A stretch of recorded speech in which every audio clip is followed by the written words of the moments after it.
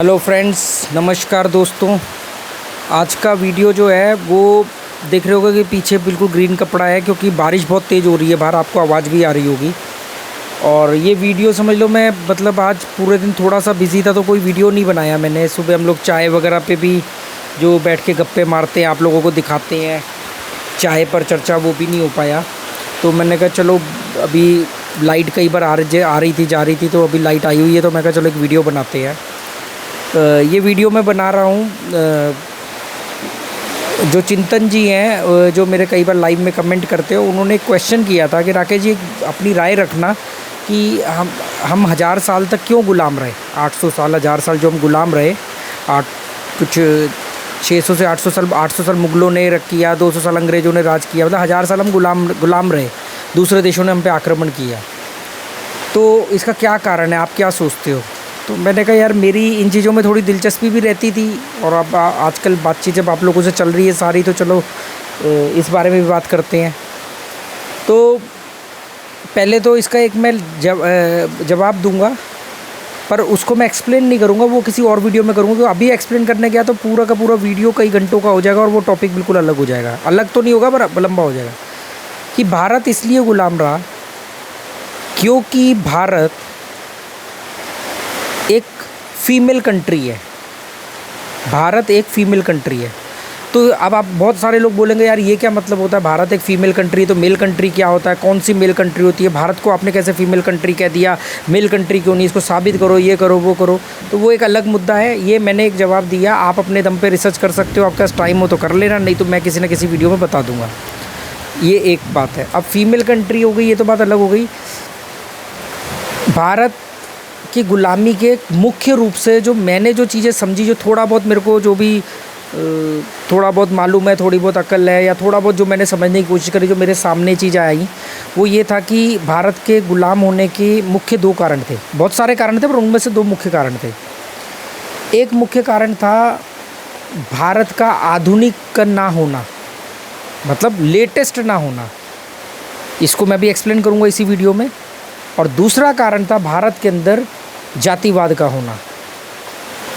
फिर ये मुख्य 2 कारण है, फिर बहुत सारे कारण हैं। गद्दारी हुई, राज्य बटे हुए थे, लोग एकजुट नहीं थे, बहका दिया गया, ये सब ऐसे बहुत सारे कारण निकले। मुख्य रूप से ये 2 कारण थे, बाकी के कारण इन्हीं के अंदर के पार्ट हो सकते हैं। तो हमने पहला कारण दिया कि भी भारत आधुनिक नहीं था। अब आप इस बात को ध्यान से समझना, ये बात मैंने क्यों बोली। क्योंकि भारत ऋषि मुनियों का देश रहा, और भारत का इतिहास बहुत पुराना आता है। जैसे धर्मों के अंदर सबसे पुराना धर्म जो मिलता है वो यहूदी धर्म मिलता है, लगभग 4500 साल पहले।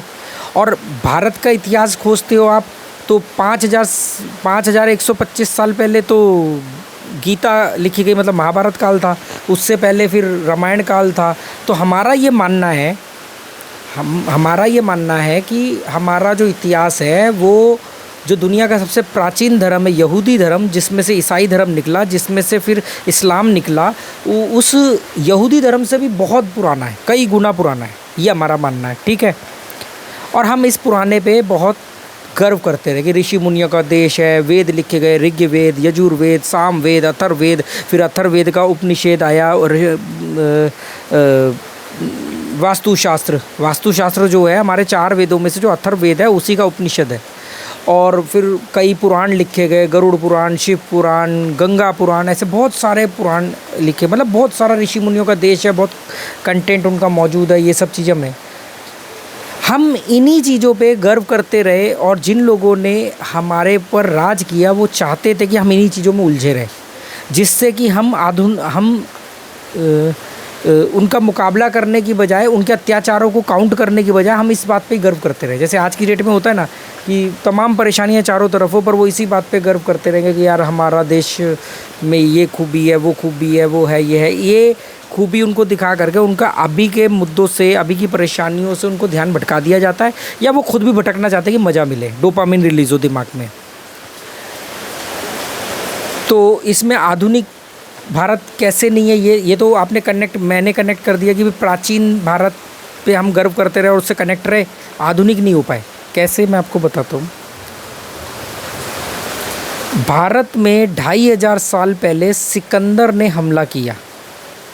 उस समय हम का भारत जो था वो अखंड भारत था। भारत और अखंड भारत के बीच में फ़र्क ये है, भारत जो आज का भारत है, अखंड भारत जो अफ़गानिस्तान तक फैला हुआ था और इधर वो म्यांमार, बर्मा सब यहाँ तक फैला हुआ था, तो वो अखंड भारत था।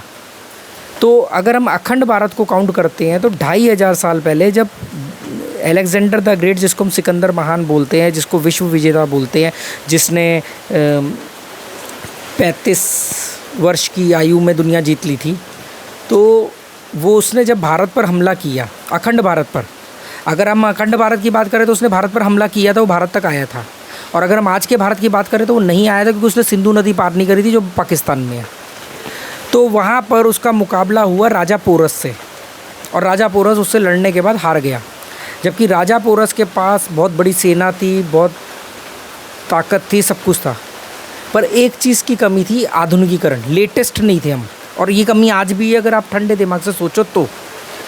अभी मैं कुछ दिनों में या शायद आज से ही मैं अपने वीडियो के सारे कमेंट बंद करने वाला हूँ, क्योंकि बहुत सारे ऐसे लोग जो बड़ी बड़ी बातें करते थे और मतलब कि अरे नहीं आप तो बहुत अच्छी बातें करते हो, जब मैंने उनके धर्म पे उंगली उठाई या मैंने कुछ ऐसी चीज़ों पे जब उंगली उठाई कि यार ये भी गलत है वो भी गलत है, तो वो एकदम बिफर गए। क्योंकि अगर वो अब मेरे को सही ठहराएंगे तो उनको गलत होना पड़ेगा। जब तक मैं कहता था दुनिया गलत है तो वो कहते थे आप सही हो। जब मैं कह रहा हूँ कि आप गलत हो तो कह रहे नहीं अब आप गलत हो। तो मैं उसमें अपनी एनर्जी नहीं वेस्ट करना चाहता, तो इसलिए मैं अब उन कमेंट्स का जवाब भी नहीं देता हूँ। आप जो मर्ज़ी लिखना है लिखो, मुझे कोई फ़र्क नहीं पड़ता। मैंने अपनी रिसर्च करी है, मुझे अपने ऊपर प्राउड है, मैंने अपना काम कर दिया। आप ये साबित करो कि मैंने जो बोला है वो झूठ है या गलत है। आप ये बोल रहे हो कि आपने जो बोला है वो नहीं आपको बोलना चाहिए। अरे गलत बोला है तो आप बोलो ना, सही सामने रखो, मैं सुधार करूँगा। जैसे मैंने गीता वाले वीडियो बोला, मैंने कहा 25 गीताएँ हैं लगभग, और मैंने को जब 25 का मालूम था, फिर एक आदमी ने लिखा हो ये भाषण मत दे, ये बता 25 गीता का नाम क्या है। तो मैंने ऐसे ही सर्च किया तो मालूम पड़ा 25 नहीं 57 गीता है, 57 गीता है। पर हम सब एक ही गीता को जानते हैं, भगवत गीता। तो बात हो रही थी सिकंदर और राजा पोरस की। तो जब राजा पोरस से सिकंदर लड़ने गया तो राजा पोरस के पास बहुत बड़ी सेना थी हाथियों की, क्योंकि प्राचीन भारत में जो युद्ध होते थे वो हाथियों से होते थे, जबकि सही मायनों में हाथी युद्ध के लिए बना नहीं है। हाथी में युद्ध की कुशलता नहीं होती है। हाथी एक ऐसा जानवर है जिस पे आसानी से निशाना लगाया जा सकता है। हाथी एक ऐसा जानवर है जो अगर आवाज़ की ध्वनि से बिदक गया तो वो मदमस्त हो जाएगा और वो अपनी ही सेना पे हमला कर देगा, कुचल देगा, वो उसका नियंत्रण भटक जाएगा। हाथी एक ऐसा जानवर है जिसको लोडिंग अनलोडिंग में टाइम लगता है। मतलब उस पर अगर आपको हथियार लोड करने तो वक्त लगेगा, उसके बैठने में वक्त लगेगा, उसको उठने में वक्त लगेगा, ऐसे करके बहुत सारी समस्याएं आती हैं। हाथी युद्ध में आता है पर इतना कुशल जानवर नहीं है। हाथी की से ज़्यादा कुशलता किस में होती है? घोड़े में, युद्ध के लिए। तो बाद में आप देख लो हमारे सारे राजाओं ने घोड़ों का इस्तेमाल किया, कभी हाथियों का इस्तेमाल नहीं किया बाद में। तो जब सिकंदर की और पोरस की लड़ाई हुई तो सिकंदर तो आया घोड़ों पे लड़ने, हम आए पारंपरिक सोर्स से। हाथी भव्यता का प्रतीक है, हाथी साज सज्जा का प्रतीक है, प्रदर्शन का प्रतीक है। हाथी को आप लड़ाई में यूज़ करोगे आप हार जाओगे अगर सामने वाली सेना जरा सी भी अक्लमंद है। तो घोड़ों की सेना से आप हाथी की सेना से जब हमला करोगे तो हाथी पे भाला मारना आसान है। हाथी के पास पटाखे फोड़ दो तो हाथी बिदक जाएगा, ये सब समस्या थी। तो नतीजा आपके सामने पोरस हार गया, बंदी बना लिया गया। सिकंदर बाहर से आया था अखंड भारत पर हमला करने। अब आती है बात जब मुग़ल आए। अब हमने सिकंदर से बात सीख ली। अब उसके बाद लोगों ने अपनी सेनाओं में ये परिवर्तन किया, उन्होंने हाथियों को कम किया और घोड़ों को बढ़ाया। अब जब मुग़ल आए घोड़ों पे हमला करने तब घोड़े चलते थे। तो हमने मुग़लों का मुकाबला कैसे किया? तलवारों से, तीरों से। और भारत के अंदर सबसे पहले तोप लेके आने वाले कौन थे? मुग़ल थे। मुग़ल हम पे आक्रमण कर रहे हैं तोपों के साथ, हम उनका मुकाबला कर रहे हैं तीर, तलवार और भालों के साथ। यहाँ पर भी हम हार गए आधुनिकीकरण ना होने की वजह से। अब तोप के गोले का मुकाबला आप बंदूक, आप तलवार, भाले और तीर से कैसे करोगे? तो वहाँ पर वो जीत गए। ये मैं भी एक मुख्य दो कारणों में से एक कारण के ऊपर जवाब दे रहा हूँ। उसके बाद हमने उससे सबक सीखा। सब लोगों ने तोपों के साथ साथ तोपों को अपग्रेड किया, छोटी तोपें बनाई जो आसानी से मूव हो सकती हैं। और लोगों अब हमारे यहाँ पे भी हमने तोपों को इस्तेमाल कर लिया, क्योंकि वो 600-700 साल रह के गए। तो अब भारत में भी जो हिंदू राजा भी थे, हिंदू राज्य के राजा थे, उन्होंने भी तोपों को आजमा लिया। फिर आए अंग्रेज़। अब अंग्रेज़ों से लड़ने के लिए जितने भी राजा थे, चाहे वो मैसूर के टीपू सुल्तान हो या कोई और हो, शिवाजी हो, कोई भी और हो, जिन्होंने भी मुग़लों से लड़ाई, अंग्रेज़ों से लड़ाई लड़ी, अंग्रेज़ लेके आए बंदूकें और हम उन पे हमला कर रहे हैं तोपों के साथ। तो अब तोप से हमला करना और बंदूक के साथ हमला करना ज़्यादा आसान है। बंदूक को लेके आप आसानी से कैरी कर सकते हो, इंडिविजुअल लेवल पे बांट सकते हो, कॉस्ट कटिंग होती है, आसानी से उसको ज़्यादा क्वांटिटी में बना करके जगह जगह सर्कुलेट किया जा सकता है, छुपाया जा सकता है, निशाना बराबर लगाया जा सकता है, इंडिविजुअल व्यक्ति को मारा जा सकता है। तो हमने अंग्रेज़ों का मुकाबला तोपों के साथ किया और अंग्रेज़ बंदूक लेकर के आए। तो अब आप इन सब चीज़ों को स्टेप बाय स्टेप समझोगे तो आपको मालूम पड़ेगा कहीं ना कहीं हम आधुनिकीकरण में पीछे रह गए, और आज भी हमारा यही है। इसीलिए हम पाश्चात्य देशों से और यूरोपियन कंट्री से, या हमारे ही बांग्लादेश जीडीपी और अर्थव्यवस्था में हमसे आगे निकल रहा है, क्योंकि हम लेटेस्ट, हमारा पुराना होना बहुत अच्छी बात है कि हम बहुत पुरानी संस्कृति से हैं, पर हमें साथ साथ आधुनिकीकरण भी आना चाहिए। तो वो नहीं था हमारे अंदर। हमारे पास हर चीज़ बाहर से आने के बाद हम उसको अपनाते हैं। आज जितने लोग गीता गीता गीता करते हैं ना, श्रीमद् प्रभुपाद ने अगर गीता को इंग्लिश में ट्रांसलेट करके, बहुत तेज़ बारिश हो रही है, आवाज़ आ रही होगी, ट्रांसलेट करके अंग्रेज़ों को इम्प्रेस करके गीता को नहीं लाए होते और इस्कॉन टेम्पल की स्थापना नहीं करी होती, और अंग्रेज़ों ने ढोल बजा बजा के जगह जगह पे गीता का नहीं किया होता, तो गीता एक पॉपुलर ग्रंथ या एक धार्मिक किताब तो रहती, पर इतने बड़े लेवल पे नहीं पॉपुलर हो पाती, क्योंकि हम अंग्रेज़ों से आई है, बाहर से आई ना इस्कॉन के थ्रू। श्रीमद् प्रभुपाद जो इस्कॉन के संस्थापक थे, जिन्होंने हिंदी की गीता को इंग्लिश में ट्रांसलेट किया। ऐसे ही एटीएम, आपको पता है एटीएम पहले इंडिया में खोजा गया, पर इंडिया में उसकी कदर नहीं हुई। इंडिया में लोगों ने बोला कि अरे पागल है कि यहाँ पे लोग मंदिर इसके आगे से चप्पल चुरा लेते हैं, गुल्लक में से पैसे निकाल लेते हैं, यहाँ पे तुम बात करोगे कि ऐसी मशीन जो जिसमें पैसा पड़ा रहेगा ओपन, तो रिजेक्ट हो गया। अब वही एटीएम हम अपनाते हैं। हमारे साथ एक समस्या है, इसको मानने में कोई गुरेज नहीं होना चाहिए। ऐसे ही तो ये अगर आप ध्यान से देखोगे तो हम पुराने थे, ये हमारी स्ट्रेंथ थी, हमारे पास बहुत तजुर्बा था, बहुत आधुनिक, बहुत हमारे पास नेचुरल नॉलेज थी। ऋषि मुनियों ने बहुत सारा हमें एक अलग विज्ञान दिया था, आयुर्वेद विज्ञान, कृषि विज्ञान में हम लोग बहुत महारत हासिल थे, पर हम आधुनिक नहीं थे। इस वजह से एक मुख्य 2 कारणों में से ये है। बार बार समझना, बहस मत करना। मैं बहुत सारे कारणों में से मुख्य 2 कारण मैंने नोटिस किया, आपके मुख्य 2 कारण कोई और हो सकते हैं, और उसमें मैं एक कारण को एक्सप्लेन कर रहा हूँ। तो मेन, अगर जैसे उन्होंने पूछा कि क्या रीज़न रहा, तो मैंने कहा लेटेस्ट ना होना हमारा। हमने हर चीज़ को बाद में आजमाया, कंप्यूटर वगैरह सब पहले कई चीज़ें ऐसी हैं जो भारत में खोजी गई, पर हमने उसको बाद में आजमाया। आज भी ऐसा होता है। आर्यभट्ट ने जीरो की खोज करी, हमने क्या उखाड़ लिया जीरो को जान करके। आज उस जीरो का फ़ायदा सबसे ज़्यादा तो बाहर के देश उठाते हैं। उन्होंने सॉफ्टवेयर बनाए। आज आप अपने दिनचर्या में इस्तेमाल होने वाली सारी चीज़ें देख लोगे, वो सारी चीज़ें बाहर पहले बनती है, बाद में हमारे पास आती हैं। एक चीज़ नहीं है आपके पास जो आपने बनाई हो अपनी, और जो आपके यहाँ बनती है अपनी, जिसके लिए आपको गर्व होना चाहिए, वो सब A ग्रेड माल आप एक्सपोर्ट कर देते हो। आपका बढ़िया सेब अंग्रेज़ों के बच्चे खाते हैं। दूसरा मुख्य कारण था जातिवाद। ये एक कारण क्या था, क्यों हम गुलाम बने रहे? क्योंकि सबसे ज़्यादा जो कम्युनिटी थी वो गरीब थी और दलित थी। अब इसको आप जैसे मर्जी ले लो, क्योंकि गरीब थी इसलिए दलित तो नहीं हो सकती, पर दलित थी इसलिए गरीब हो सकती है, क्योंकि दलितों को बहुत सारा भेदभाव झेलना पड़ता था, आज भी झेलना पड़ता है। आज भी घोड़े पे वो बारात नहीं निकाल सकते, जूते सिर पे रख के चलते हैं, होता है। शहर वाला कह सकता है कि ऐसा नहीं है, पर जाके देखो आज भी शहरों में भी दफ्तरों में होता है, जात पूछी जाती है। जितने लोग अपने नाम के साथ कुमार लगाते हैं ना, ज़्यादातर, सभी नहीं, पर ज़्यादातर लोग अपनी कास्ट को नहीं बताना चाहते, क्योंकि कहीं ना कहीं उनका भी ये मानना है कि यार इससे हमारे साथ भेदभाव होगा। आप नहीं मानोगे वो अलग बात है, मानने से सच, ना मानने से सच नहीं बदलने वाला। तो सबसे ज़्यादा जो बड़ी कम्युनिटी थी, जो सबसे ज़्यादा क्वांटिटी में लोग थे और जो बहुत मेहनती और टफ बॉडी वाले थे, वो ज़्यादातर शूद्र कैटेगरी में आते थे। मजदूर, दलित, इन सब कैटेगरी में आते थे। ये हमारे बहुत ताकतवर सिपाही बन सकते थे और क्वांटिटी ज़्यादा हो सकती थी। इतना बड़ा देश, इतनी बड़ी संख्या, मुट्ठी भर ईस्ट इंडिया की कंपनी के फौजी आकर के हमारे पे कैसे राज कर सकते हैं? क्योंकि हमारे में जातिवाद था। जातिवाद के हिसाब से वर्ण व्यवस्था की वजह से ये था कि शूद्र जो शूद्र में पैदा हुआ है वो शूद्र ही रहेगा। वो अगर दुनिया का सबसे बड़ा वैज्ञानिक भी बन जाए, वो दुनिया का सबसे अमीर व्यक्ति भी बन जाए, तो भी उसके साथ जातिगत भेदभाव होगा और शूद्र शूद्र ही रहेगा। आपने देखा होगा हमारे रामनाथ कोविंद जी ने कई मंदिरों की यात्रा करी, उसके बाद वहाँ पे क्या हुआ। तो शूद्रों ने कहा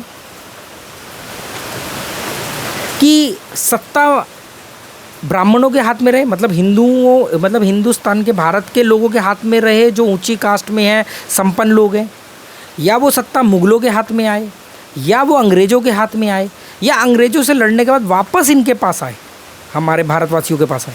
इससे हमारे जीवन में क्या फ़र्क पड़ना है? हम तो शूद्र थे, हम शूद्र में पैदा हो गए तो हम शूद्र ही मरेंगे। हम नाली साफ़ करने वाले थे, हम नाली साफ़ करके मरेंगे। हम गरीबी में पैदा हुए, हमारे साथ भेदभाव होता, हमारी मंदिरों में एंट्री नहीं थी, हम तो वही मरेंगे। तो उनकी कोई दिलचस्पी नहीं थी सत्ता परिवर्तन में। सेम ऐसा ही हीगल की फ़िलॉसफी के बाद जर्मन के अंदर हो गया था। हीगल ने कहा था कि हम कठपुतलियाँ हैं, हमारी डोर किसी और के हाथ में है, वो चाहेगा तो हम कुछ हिलेंगे डुलेंगे, वही चाहता है वही हम करते हैं। हीगल की इस फिलॉसफी को जब जर्मन के युवाओं ने माना तो उन्होंने कहा कि ठीक है यार, अब जर्मन के वो 16 हिस्सों पे, जर्मन के 16 टुकड़े हो गए, 16 टुकड़ों पे अलग अलग देश का राज था। उन्होंने कहा हमें क्या फ़र्क पड़ता, कोई भी राज कर ले, हमें तो अपना नौकरी करनी है, एग्ज़ाम पास करना है, इंटरव्यू देना है, नौकरी पास करनी है, अपना नौकरी करेंगे, अपना जीवन व्यतीत करेंगे। सेम शूद्रों ने कहा कि यार अंग्रेज़ जाएं या अंग्रेज़ रहें, हमारे जीवन में तो कोई बदलाव आना नहीं। तो उनकी दिलचस्पी अंग्रेज़ों को मारने, काटने में, भगाने में, उनके अत्याचार का विद्रोह करने में नहीं थी, उनकी दिलचस्पी नहीं थी। ठाकुरों की थी, बनियों की थी, ब्राह्मणों की थी, जो क्षत्रिय होते हैं इन सब की थी, पर शूद्रों की दिलचस्पी नहीं थी अंग्रेज़ों को हटाने में। सभी शूद्र नहीं कह रहा हूँ, आप हमेशा एक मेजर व्यू से देखा करो, जनरल व्यू से देखा करो, इंडिविजुअल किसी 1 2 4 10 केस को नहीं लिया करो, एक जनरल वे में। तो शूद्रों को ये बात सच भी तो है ना कि आप समाजवाद, साम्यवाद इतनी अच्छी आइडियोलॉजी है, फिर भी क्यों नहीं सक्सेस होती? क्योंकि उसमें एक चीज़ बोली गई कि सबको बराबर का अधिकार मिलेगा। तो आपका मोटिवेशन खत्म हो गया। यार अगर मैं बहुत बढ़िया इंटेलिजेंट वैज्ञानिक बन गया, बिजनेस टाइकून भी बन गया, पर मैं इस लेवल से ऊपर नहीं जाऊँगा क्योंकि जा ही नहीं, आपका मोटिवेशन खत्म हो जाएगा। तो ये साम्यवाद का एक नुकसान भी है और पूंजीवाद का एक फ़ायदा भी है। पूंजीवाद में है कि आपके अंदर जितनी कैपेबिलिटी, आप उतना सक्सेस कर सकते हो, ये पूंजीवाद का फ़ायदा है। पर पूंजीवाद के दूसरे बहुत सारे नुकसान हैं, क्योंकि पूंजीवाद का मतलब है मुनाफाखोरी। तो ऐसे आप किसी भी एक चीज़ को, मैं यही कहना चाह रहा हूँ, बिना बायस हुए ढंग से समझो। कोई भी एक कारण ही सिर्फ कारण नहीं होता है, कोई भी एक चीज़ ही को आप जिम्मेदार नहीं ठहरा सकते। पूंजीवाद कई मायनों में सही है तो कई मायनों में पूंजीवाद गलत है, कई मायनों में समाजवाद का फ़ायदा भी है और वहीं पे समाजवाद का नुकसान भी है। कहीं कहीं पर मज़दूरों पर जब अत्याचार होता है, गरीबों के साथ भेदभाव होता है, तो आपको लगेगा मार्क्सवाद सही है, पर आपको लगता है कि यार मार्क्सवाद ने कितना चौपट भी कर दिया है सब कुछ। तो ये इस तरीके से मिली जुली एक होती है, इसको समझना पड़ता है, फिर जाके आप अपनी राय बनाते हो, और वो राय भी फ्लेक्सिबल होनी चाहिए। मेरी कोई भी राय ठोस नहीं है, अगर आप तर्कों के साथ मेरे को कोई नॉलेज मेरे साथ शेयर करोगे, मैं डेफिनेटली उसको करेक्ट करूँगा। पर अगर आपको, जैसे अभी वो गीता वाले वीडियो में बोला, भाषण मत दे, 25 गीता क्या बोलता है, नाम बता। अरे भाई मेरे से क्या कह रहे, बहस कर लो कि गीता बहुत दमदार है। मैंने कहा मैम, मैंने बोला ही नहीं कि गीता दमदार नहीं है। मैं ये कह रहा हूँ कि गीता सबसे सर्वश्रेष्ठ किताब होने के बावजूद हिंदुस्तान के लोगों के जीवन में क्या बदलाव कर पाई। क्या हम आज सबसे संपन्न देश में आते हैं? क्या आज हमें वर्ल्ड बैंक से पैसा नहीं लेना पड़ता? क्या आज किसी हमारे देश में सुसाइड नहीं होती गरीबी की वजह से? क्या आज हमारे देश का A1 क्वालिटी का सारा अनाज, फल, फ्रूट बाहर के देशों में नहीं एक्सपोर्ट होता? आज हमारे देश का कौन सा एक्सपोर्टर है जो कहे कि नहीं नहीं, मैं बाहर ऊँचे दामों पर नहीं एक्सपोर्ट करूँगा ताकि मेरे देश के लोग ये A ग्रेड का फल खाएँ? वो नहीं, वो कहेगा नहीं, मेरे को पैसा मिल रहा है, मैं क्या करूँ? तो वो गीता सर्वश्रेष्ठ किताब होकर के आपके जीवन में बदलाव नहीं ला पा रही है, या आप उसके नियम इतने कड़े हैं कि आप उसको अप्लाई नहीं कर सकते। उठोगे 4 बजे ब्रह्म मुहूर्त में, प्रशांत महासागर के हिसाब से 3:30 बजे ब्रह्म मुहूर्त शुरू हो जाता है, तो क्या 3:30 बजे उठ जाओगे ब्रह्म मुहूर्त में? देखो, वो मंदिर में घंटी बजाने वाला पुजारी तो उठेगा क्योंकि उसका प्रोफेशन है। तो बी ए ब्रॉड माइंडेड, आप मेरे साथ डिस्कस कर सकते हो, मुझे कोई दिक्कत नहीं है। मैं किसी भी कमेंट के अब रिप्लाई नहीं करने वाला, जो लिखना है लिखो, किसी कमेंट पे मैं कोई रिप्लाई नहीं करने वाला। हाँ, जिसके अंदर बहुत ज़्यादा शिद्दत है वो इंस्टाग्राम पे मुझे फॉलो करे, वहाँ पे वो मुझे को कमेंट कर सकता है, इंडिविजुअल हमारा बातचीत हो सकती है, आओ बात करो। तर्क के साथ आप मुझे साबित करो गलत, मैं माफ़ी भी मांगूंगा, अपने अंदर करेक्शन भी करूंगा। पर आप कहोगे कि गीता सर्वश्रेष्ठ है, मैं कह रहा हूँ, मैं भी यही कहता हूँ, चलो मैं भी यही कह रहा हूँ कि हाँ है। तो इस इतनी सर्वश्रेष्ठ किताब के, भागवत गीता के होने के बाद क्या हमारे दुख दूर हो गए? क्या राम राज्य आ गया? क्या लोगों को EMI का डर खत्म? लोग तो और गड्ढे में जा रहे हैं ना। हमारे को बोला गया कि कर्जा नहीं लेना, जितनी चादर हो उतनी पैर पसारना, ताकि आप सुकून से रह सको। आज लोग 20% की डाउन पेमेंट देके 80% का लोन लेते, चाहे कार खरीदे चाहे घर खरीदे, और वही आदमी कहता है गीता तो वे बहुत सर्वश्रेष्ठ है, वेद तो। अरे आप तो उल्टा काम कर रहे हो ना। तो मेन जो हमारी आज बात हुई कि भी भारत के उन्होंने मेरे से पूछा, मैंने बताया कि बहुत सारे कारण हैं कि आपस गद्दारियाँ बहुत सारा कारण है, ईर्ष्या बहुत सारा कारण है। मोहम्मद गौरी और पृथ्वीराज चौहान हारे इसलिए क्योंकि पृथ्वीराज चौहान के जो ससुर हैं उन्होंने गद्दारी करी थी, क्योंकि उनकी बेटी को वो मंडप से उठा के लेके गए थे। ऐसे बहुत सारे कारण हैं।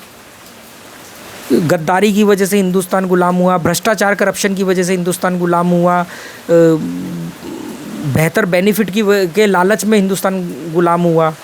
पर मुख्य दो कारण रहा है जातिवाद, जो मेजर जो मास स्केल पे अगर देखा जाए तो मेरे हिसाब से कि भी ये मुख्य दो कारण थे। एक हमारा आधुनिक ना होना और एक हमारा जातिवाद। और अगर आप ध्यान से देखोगे तो आज भी वही चीज़ मौजूद है, आज भी वही चीज़ चल रही है। देखो, जो आदमी अपने गांव के अलावा कभी गया ना हो वो कहता जी हमारे गांव में तो ऐसा नहीं होता था। मैं एक गांव, एक व्यक्ति, एक केस की बात नहीं कर रहा हूँ ना, केस टू केस तो वेरी करेगा ही। हम एक इन जनरल बात कर रहे हैं। मैं हैरान होता हूँ कि मतलब वो आदमी बात करता है जिसने इन चीज़ों को सिर्फ पढ़ा है। आप पढ़ने से कभी कुछ नहीं होता, पोथियाँ पढ़ने से कुछ नहीं होने वाला। आप रटी तो लोगे। अरे मैंने 2 साल के अंदर सारी चालीसाएँ सारे ये सब चीज़ रट ली थी तोते की तरह। तो क्या मैं अक्लमंद बन गया था? उसके बाद 2 साल मेहनत करी इन सबको भूलने में, क्योंकि मेरा दिमाग संकुचित हो गया था। क्योंकि मैं कह रहा हूँ कि हो क्या रहा है, हम पूजा के नाम पे कटोरा लेकर के तो बैठ रहे हैं, भीख ही तो मांग रहे हैं, जय जयकार करके चापलूसी तो कर रहे हैं। और हम ये मानते हैं कि हमारा भगवान हमारे जैसा ही है जो जय जयकार करने से खुश हो जाएगा। जैसे कोई हमारी तारीफ़ करते हैं, अरे आज तो आप बड़े स्मार्ट लग रहे हो, अरे आज तो आपने बढ़िया शर्ट पहनी हुई है, हम खुश हो जाते हैं। तो यही तो हम सोच रहे हैं कि हमारे भगवान की हम जब जय जयकार करेंगे, अरे आपका नूर, अरे आपने ये किया, आपने उसको मारा, उसको हराया, वो खुश हो जाएगा। ऐसा नहीं होता है। भगवान इतना छोटा नहीं हो सकता कि जो चापलूसी करने से खुश हो जाएगा, जो 56 भोग में बिक जाएगा। न्यूजीलैंड के एक राइटर ने बुक लिखी थी ना कि हिंदुस्तान में करप्शन बच्चा बचपन से अपने घर से सीखता है, कि हिंदुस्तान के लोग करप्शन मंदिर से शुरू करते हैं, अपने घर से शुरू करते हैं।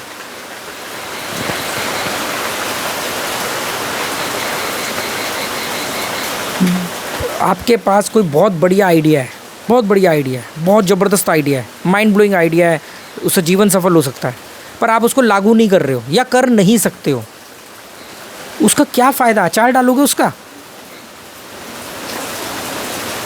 जिस आदमी के पास पासपोर्ट नहीं है या है भी तो उसने कभी ज़िंदगी में जाना नहीं है कहीं, या जाना है तो 3 रातें 4 दिन का पैकेज लेकर के जाना और वापस आ जाना है, वो आदमी कहता है कि यार दुनिया में तो हमारी बड़ा नाम है, या हमें जाके ये करना, हमें वो करना है। आज आप सुबह उठने से लेकर के रात को सोने तक की लिस्ट बनाओ, आप किन किन गैजेट को इस्तेमाल करते हो, और उसमें से ये पता लगाना कि इसमें कितने गैजेट हिंदुस्तान में खोजे गए। चाहे वो आप मोबाइल हो, चाहे वो सिम कार्ड हो, चाहे वो इंटरनेट हो, चाहे वो टीवी हो, चाहे वो टीवी का रिमोट हो, चाहे वो कोई भी छोटी से छोटी चीज़ हो, और जा करके रिसर्च करना कि उसको खोजा कहाँ गया है। हाँ, बाकी मान्यता कुछ भी हो सकती है कि अरे ये सब चीज़ें तो हमारे शास्त्र वेदों में पहले से लिखी हुई हैं। हाँ, लिखी हुई हैं, हमने कभी अपनाई नहीं। जो बातें बड़ी बड़ी कर रहे हैं वो सिलवट्टे पे चटनी पीसना छोड़ करके मिक्सी खरीद के लाए हैं और बातें कर रहे हैं संस्कृति की, पुराने होने की। मैं सिर्फ उन्हीं बातों पे जोर देता हूँ जो मैं कहता हूँ मैंने अपने जीवन में मशीनों को ख़त्म थोड़ी किया, पर नियंत्रित किया। हमने 5-7 साल से हमने कहा अगर हमें कोई चीज़ पीसनी है खाना बनाने के लिए तो हम सिलवट्टे का इस्तेमाल करेंगे। तो हम दिल्ली से सिलवट्टे, हमारे पास दिल्ली में भी मिक्सी नहीं थी, यहाँ भी नहीं थी। 65,000 का फ्रिज खरीद के पड़ोसी को कूड़े के रेट में दे के आया हूँ। और हम तब भी मटके का पानी पीते थे, आज भी मटके का पानी पीते हैं। एसी में हम तब भी होते हुए भी नहीं सोते थे, आज हम कहते हैं हमें ज़रूरत ही नहीं है। पर इसका मतलब ये नहीं कि मैं ये बोलूँगा कि मुझे एसी पसंद नहीं है। जब मैं एसी में जाता हूँ, किसी के यहाँ जाता हूँ, एसी में बैठता हूँ, बड़ा अच्छा लगता है, बड़ा मज़ा आता है। इसको मानने में गुरेज नहीं है। झूठ क्यों बोलूँ कि मेरी बॉडी को अच्छा नहीं लगता? मेरी भी तो ह्यूमन बॉडी है, मुझे भी अच्छा लगता है। पर मुझे मालूम है कि ये मैं इसका गुलाम हो जाऊँगा, इसलिए मैं उसको डिनाई करता हूँ। और इसका मुझे फ़ायदा कम है, नज़दीकी फ़ायदा, दूरदर्शिता से नुकसान है। मैं ज़मीन पे सोता हूँ और मैं किसी भी गद्दे पे सो सकता हूँ, पर गद्दे पे जब मैं सोता था तो मैं ज़मीन पे नहीं सो सकता था। ये फ़र्क है। चलो, वीडियो लंबा हो जाएगा। Okay, good bye, thank you.